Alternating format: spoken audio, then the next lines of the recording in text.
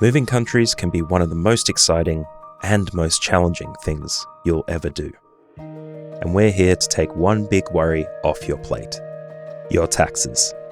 At Expat Taxes, we understand the complexities of Irish tax from your perspective as an expat and tailor our advice to your needs.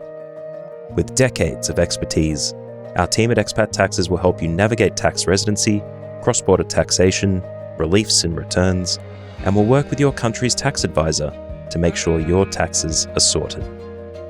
Whether you're an individual or a corporation coming from Australia, the United States, the UK, or anywhere in the world, we want to help you. So visit us at expattaxes.ie to book a consultation today, and let's make moving to Ireland easier together.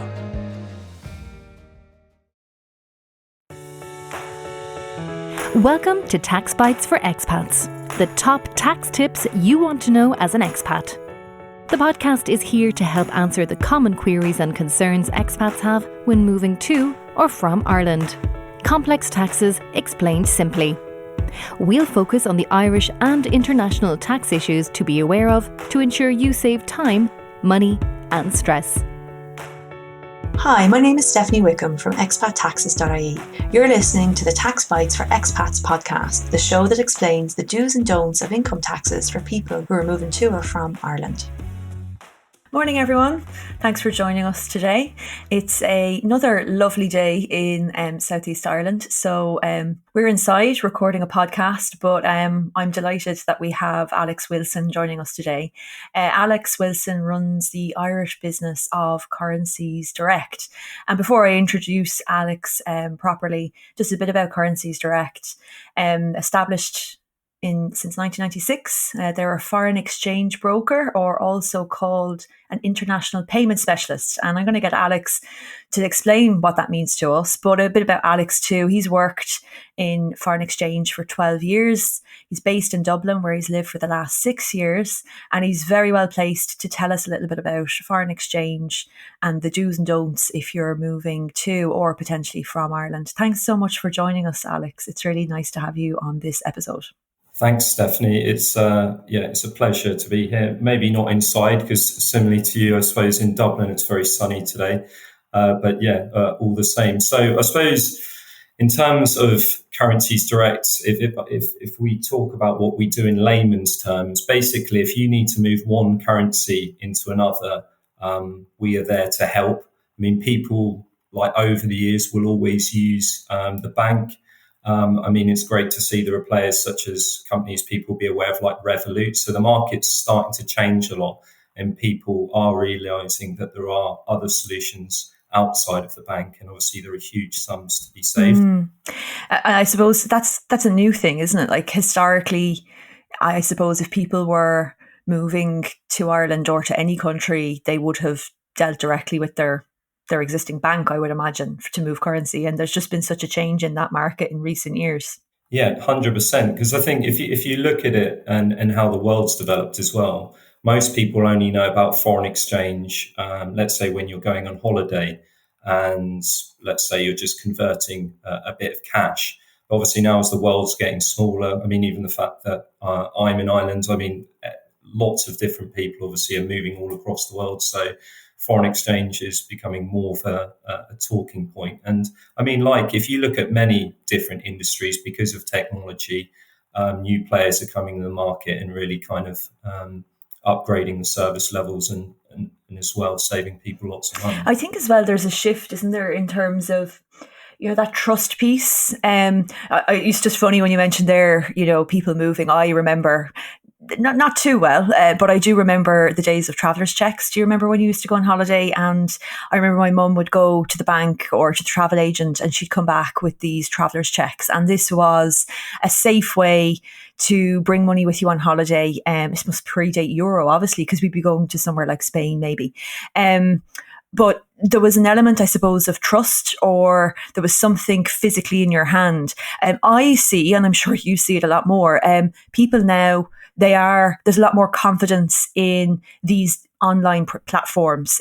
Moving with the times, people are confident to kind of consider this as an idea, aren't they? That they would save money and stay away from their high street bank, potentially.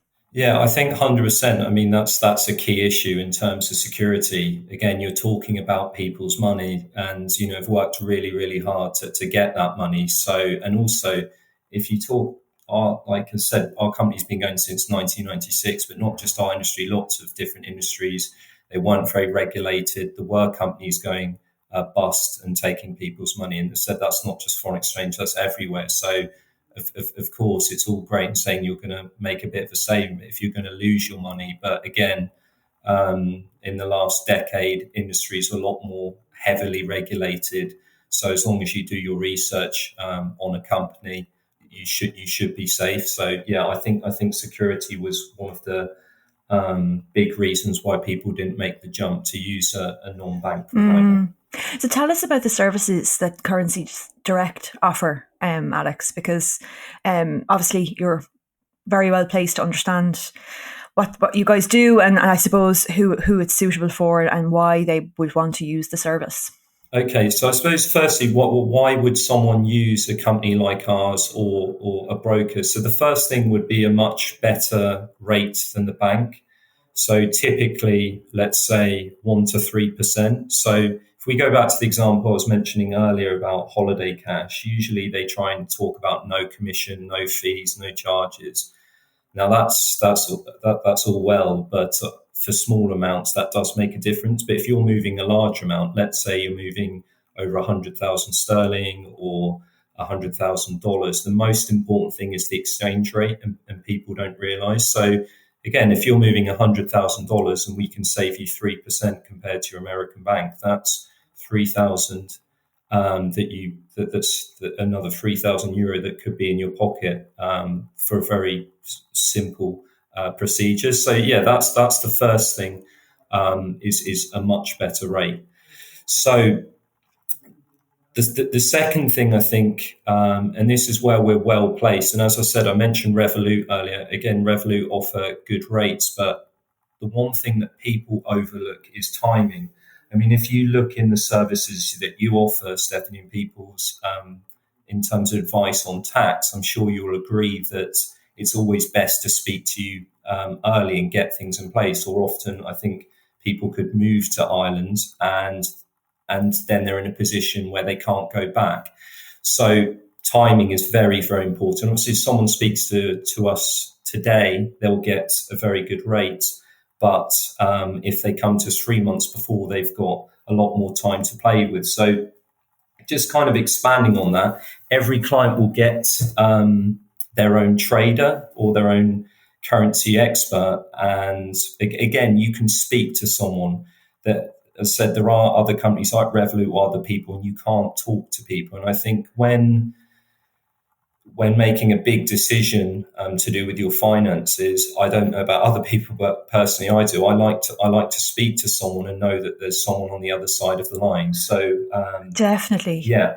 And looking at a FAQ on a website to have somebody answer a question directly that you've raised, it's invaluable, I think, definitely. Yeah, so what the trade is there is I suppose to help with the timing. So I suppose one of the first things is that we can fix the rate for up to a year, which is called a forward contract. So let's say you wanted to fix 100,000, you could do that for up to a year and pay us 10,000. So let's say if someone's selling a property abroad and they don't have the full amount of funds, but they like the rate now, they can actually secure that rate, but they only have to pay a small deposit. So look, obviously, if the rate appreciates, then they can't gain on that. But the most important thing I think there is if the rate drops. People often think that the rate now, there's a solid floor beneath that. But as we know, not just with foreign exchange, with stocks, anything, the rate today, the figure today could dramatically drop tomorrow. So that's one product that we can offer.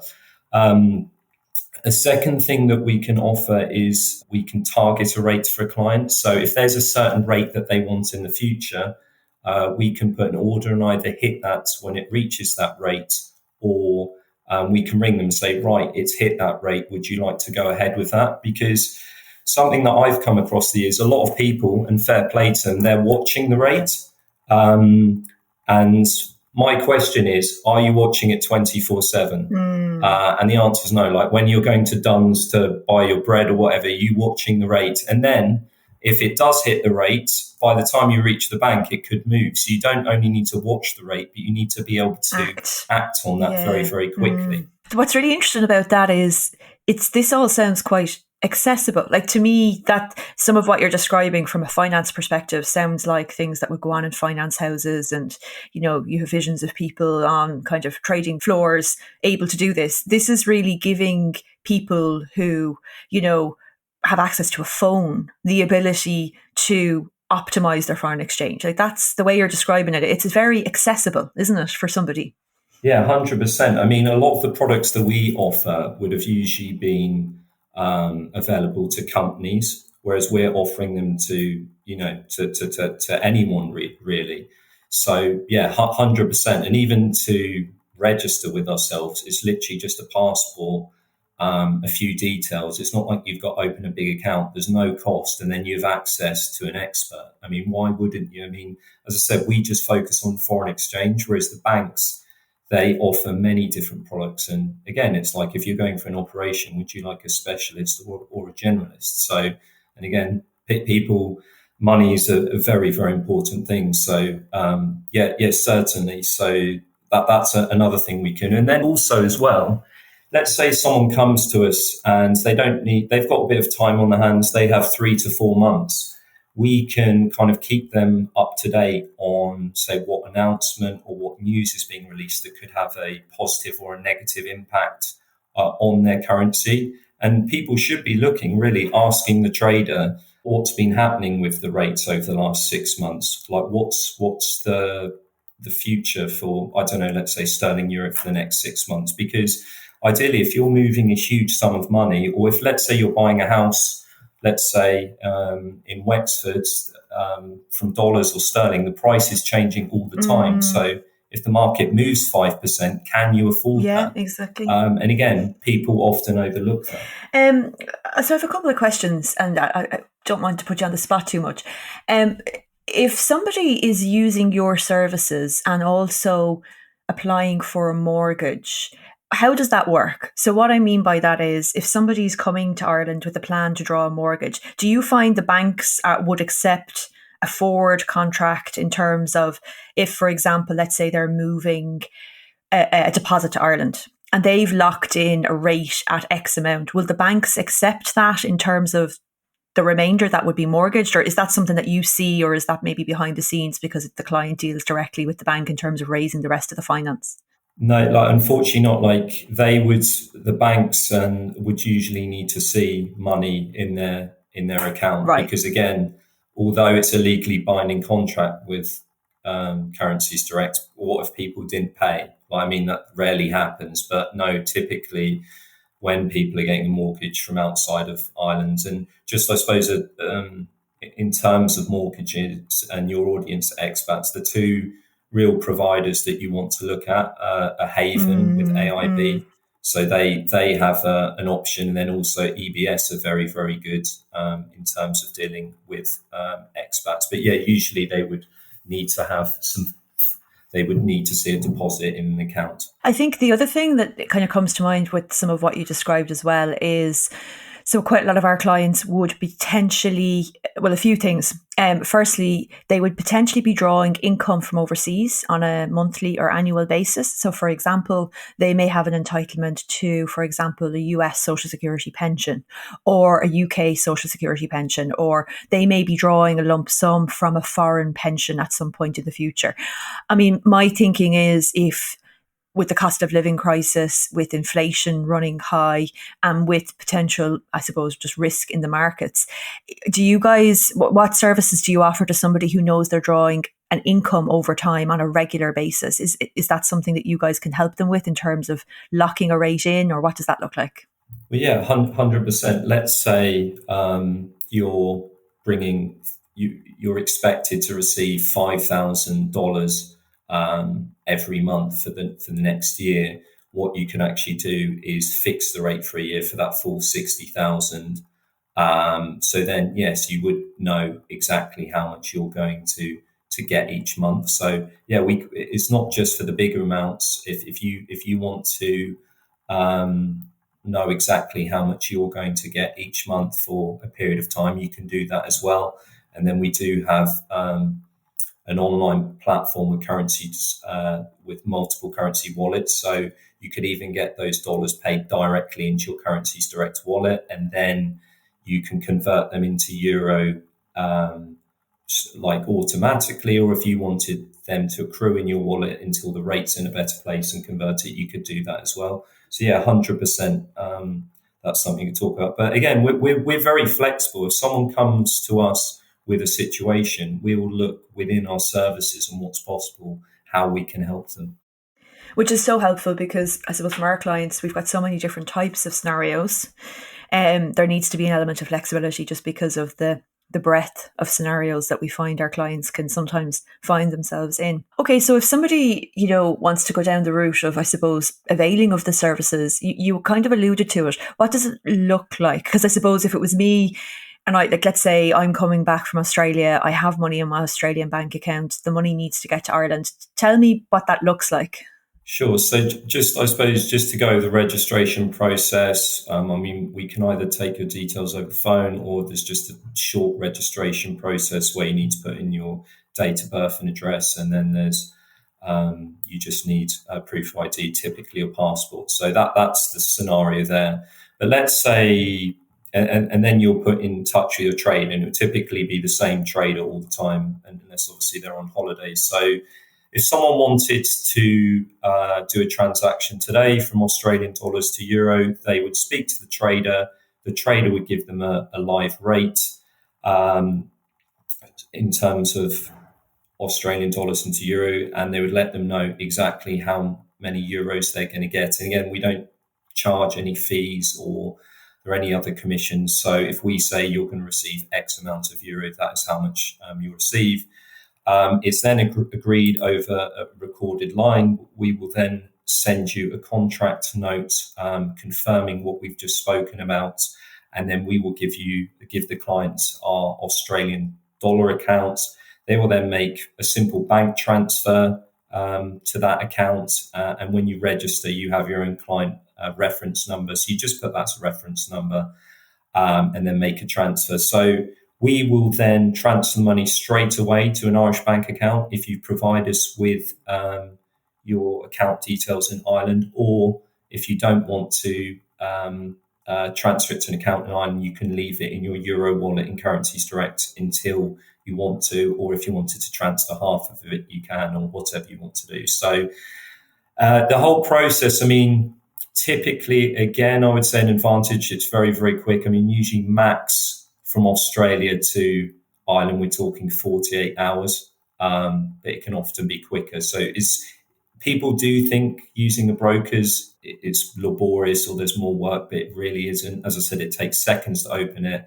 You can agree the rate in seconds, and then it's just a normal bank transfer that you would have done otherwise. And then you are alerted every step of the way by email or by text, and we have an app just saying, if we've received your funds, are they on the way? And again, outside of that, if you want to speak to someone, if you have any worries or concerns, we can answer them. Okay. Wow. Yeah. So it's quick. It sounds like contractually as well, it's robust. Yeah, and these are the questions that people can ask directly, I think, isn't it, as well? I would often say to people, and you've alluded to it, that, it's about doing your research and your due diligence. Having somebody on the end of the phone to have a conversation with is invaluable in that regard, and especially when large amounts of money are involved. Okay, that's really interesting. So I suppose in terms of the services, it sounds like, you guys cover from start to end. What are the issues that you would like the people listening to this episode to kind of be aware of when they're moving currency to and from Ireland? Well, I suppose that there are issues. Let's just talk about moving money to or from. So I'm sure, like yourself, obviously we deal with a lot of clients moving dollars, obviously from America. So again, not what I would say is that, unfortunately, what I find is the American banks are a bit behind the rest of the world. I mean, I even have some Irish clients who are using credit unions. So often the problem can be is that they leave the US and then they want to go and transfer their dollars, but they're being asked they have to be in person, or maybe there was a form that they didn't fill out, or there's a limit of the amount of funds. So let's say I've had people in situations where they've needed 300,000 in a week, and then they can only transfer 20,000 a day. So they're going to not be able to complete on the property. So they've actually had to fly back. You imagine all the stress and the cost there. So again, with that situation, I'd either say to clients to make sure, go and check with your bank that you have things set up, or obviously like transfer your dollars to a Currencies Direct wallet, and then there aren't any restrictions or anything, and then you can move it into euro as you wish. And also, I suppose, conversely, on the other side, when people are moving funds out, you can often have that with the Irish banks when they want you to be in person, to be able to send a large amount of funds. Or we've been doing a lot of work in the legal world in Ireland. Let's say if someone's selling a property in Ireland, or there's a probate, usually they'll rely on the solicitor to transfer the money through the bank. So you're not dealing directly with a bank, so you'll get a very poor rate, and you'll have to receive the rate on the day. Whereas, again, if you get the solicitor to transfer to Currencies Direct, you will have control over the rate and if you want to leave it. So typically, again, it's the restrictions the bank have, and people don't often look at them. And again, and then when they have moved, it's too late. So make sure you know exactly what the restrictions are before you leave the country. And again, to get around that problem, just transfer it to someone like ourselves or a broker who has got a wallet where there aren't restrictions. Yeah, of course. I mean, look, one of the questions that I think I would ask personally, if it was me using the service, is how safe is my money when it sits in that wallet? Yeah, 100%. And I think that's an important question, because the one thing I would say is that you should shop. But look, Currencies Direct have been around since 1996. We're regulated all over the world. I mean, funds are in segregated client accounts. So let's say if Currencies Direct was to go bust, and the client would be refunded the full amount of funds, because often you'll see banks or other financial companies falling under the financial compensation scheme around Europe, where I think it's typically €100,000 or 150,000 for a joint account. But again, if you're moving more money than that, then that's not really going to suffice. So let's say with Currencies Direct, if we were to go bust, and you shouldn't, like I said, we're a huge company, 600 staff worldwide. I mean, it can happen to any company, but if it was to happen to our company because of the type of accounts, the type of bank account that the funds are in, the clients would receive their monies back. And I mean, there are other things like insurance and all other things. And what I would say, I mean, this question would have come up more when I first started doing business 9-10 years ago, but I don't ever want a client using us thinking, oh God, in the middle of the night, they could lose funds. So if they want very, very specific answers from our compliance team or anything, we're an open book. But also, don't just take my word for it or another currency. Go and do your homework. I mean, there are lots of currency brokers here, there, everywhere, because obviously there is money to be made. You're moving people's money. It's not like Currencies Direct are a charity, but the company's opening here, there, and they've got 10, 15 people been around for a few years, and you're just judging them on their website. So go and look them up on registers, check things out. And also as well, typically, see the kind of people they're working with, et cetera, et cetera. So, so always check, and you should do that with everything. I mean, whether you're dealing with an investment, everything. It's just do your own due diligence. And you know what? It's funny. We've had lots of chats with different types of, professionals since we released this podcast, and it comes up time and time again. The same idea of be prepared, do your research, And, don't assume that your situation is identical to your friend or to the person at the pub who told you it was X, Y, and Z. And yeah, I that's really reassuring what you said, because I would probably fall into the cohort of people who, remember the crash and, remember scenarios where, I suppose, from an Irish perspective, even our state banks were on their knees. So it sounds like what you have there is a very robust system and also an open door if people have questions or concerns. That's reassuring. That you kind of are very willing and keen to put their mind at rest. That's brilliant. I mean, ultimately, you've really highlighted there the issues that people need to be aware of. One of the other things I wanted to ask you about was, when someone's coming here, setting up a bank account, because obviously, let's say they've used Currencies Direct or however they've potentially moved the money to Ireland. Generally people like to have access to a bank account in Ireland where they can, use an Irish card to pay for their shopping. We hear that sometimes opening a bank account is difficult, but you'll know more about it. Tell us what your experience is when you speak to clients.